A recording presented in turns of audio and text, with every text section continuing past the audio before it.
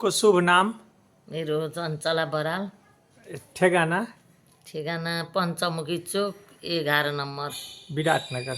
विराटनगर। अनि हजुरलाई के समस्या थियो?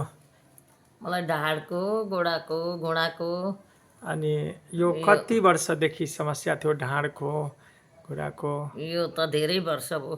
कति 15, 20, 25? भयो त्यति। 20, ढाडको त धेरै भयो। 25 वर्ष। घुँडा चाहिँ अलि ढिलो दुखेको। अनि यसको इलाजहरू गराउनु भयो? दिल्लीमा। दिल्लीमा कुन कहाँ गराउनु भयो? ठुलै एपोलो। अपोलो। एपोलोमा गऱ्यौँ अनि एकपल्ट अनि 3 पल्ट मेरान्तमा।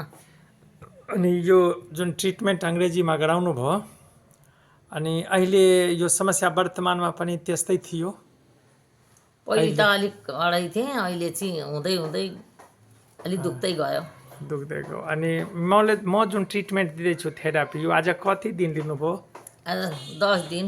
अनि यो 10 दिनको ट्रिटमेन्टमा कस्तो फरकहरू, के 19-20 कस्तो फरकहरू कतिको भयो? अलिक हल्का भइरहेछ, आधी जतिको मोटामोटी? आधी जस्तै नै भइरहेछ। हजुर। अनि यो ट्रिटमेन्ट अझै चल्छ? फुल डोज हुँदा अझै राम्रो हुन्छ? यो ट्रिटमेन्टबाट सन्तुष्ट हुनुहुन्छ?